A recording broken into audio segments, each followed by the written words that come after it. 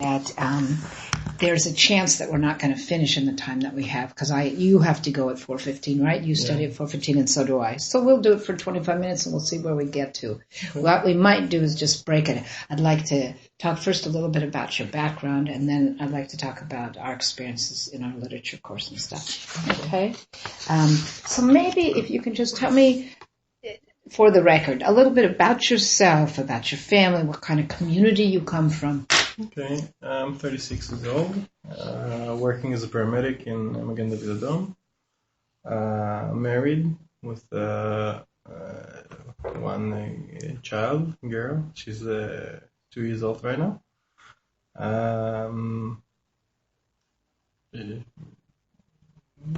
That's it.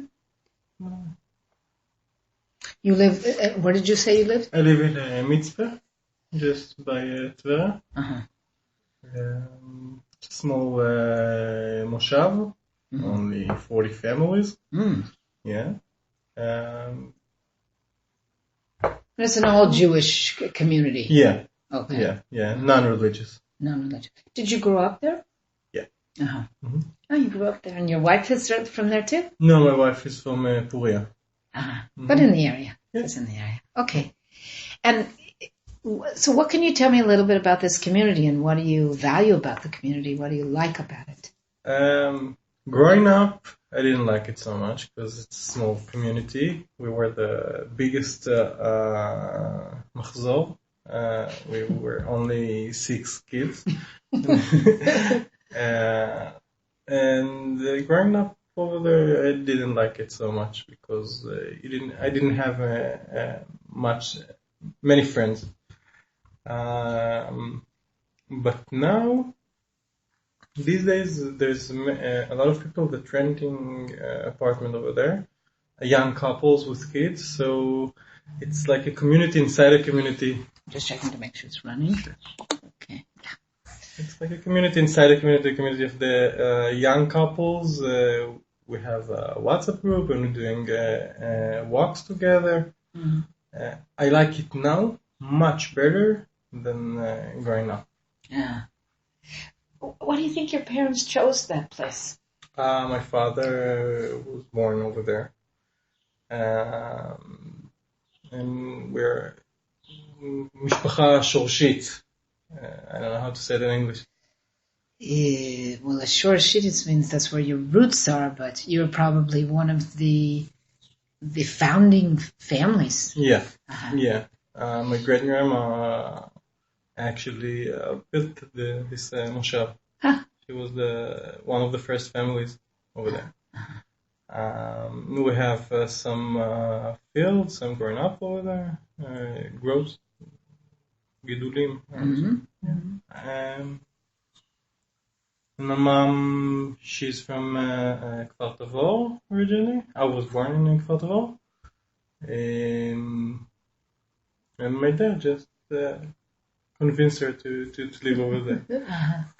Well, so do you know when it was that your great-grandmother settled there? When was this? You said your great-grandmother because it's not connected to your great-grandfather, or she was a child and that's what? No, I didn't knew my great-grandfather. I knew she was. I think she died when I was around 5 or so. Uh-huh. She actually came from Achuzat Dubrovin in the north. Okay. Uh-huh. Yeah, they girshuta. They expelled her. Yeah, because she didn't want to marry the one that they chose for her. She wanted to go with her love. So they told her, you can stay here married to one that we choose for you, or you can go and never come back. Wow. Yeah. So she left. Wow. I didn't know that Duvrin, I forgot now how to call it. It's a religious place, or it was a religious? No, it's a Russian community that came. It's the first Russian Aliyah, and they came and they settled over there. And they also determined who you married, apparently. Yeah. This was this is how they went. Uh-huh. Okay. So what kind of experiences do you remember having growing up in a place like this, and in connection with possibly people from other groups? I mean, it was a very insular community, but where were your encounters with other groups of people? I went to school to Kaduri, and it's a centered school for all the moshavim around. Mm-hmm. And only at school, like I told you, we were the biggest group of six children, yeah. And I think it was first grade that I had a fight with one of my friends, and it was like a domino, and finally I didn't have a lot of friends in the moshav. But when I started, I think in junior high, so I met friends from another moshavim around, and my circle became bigger. Mm-hmm. So when you say, so contact outside of the moshav, then kibbutz moshav, outside of the moshav, then was also other Jewish kids. Yeah. And Kaduri didn't have any Muslims. Yeah. They did. Yeah, Kfar Kama, from Kfar Kama, the Circassian. So I'm thinking, see, I thought Kaduri, that you meant down from Somat Golani. Yeah, between Somat Golani and Fatava. And then I was thinking because I was thinking where you're located, Mitzpeh. Mitzpah. It's not Mitzpeh Golani, Mitzpeh Ramon. It's Mitzpah. Mitzpah, yeah. So Mitzpah is actually on the road from Somat Golani, right past. After Puria Junction, between Puria Junction and Tveria.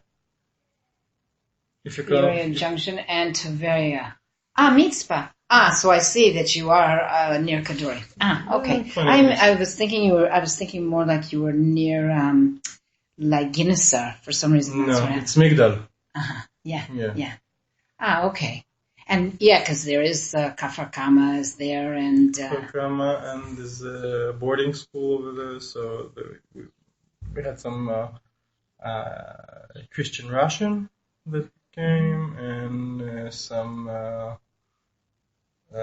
Muslims, but most of the Muslims came from Kfar Kama. It's a Circassian Muslim. Mm-hmm. So, can you remember any kind of contact with you had? Of course. I rode a bicycle. Motorcycles. And I had a lot of friends that from Kfar Kama that we shared the same hobby. All around. We were like a group of outdoor enthusiastic. Enthusiasts. Enthusiasts. Okay. Yeah. But that's the right word. Mm-hmm. So this is actually what connected us together. It didn't matter if someone was a Muslim or Christian or Ashkenazi, Mizrahi. Mm-hmm. And you got a general sense that was also acceptable in your community and in their communities? Yeah. Yeah. Mm-hmm. Because we went to the same school together, so we spoke the same language and kind of the same hobbies. And the breaks we set together. Mm-hmm. So, if you can remember, share with me maybe a story, some event, something that stands out in your mind where this group of mixed group, mm-hmm. something that you did together, maybe a time that was actually very positive, or maybe something that actually ended up not so positive. Okay. Growing up in Kaduri, it was like if you had friends, there was a lot of fighting. It was like gangs, but not actually gangs. So I had the people from Kfar Kama to back me up if I had a fight with someone. So nobody touched me. So this is some kind of a positive thing that I remember, because people that do that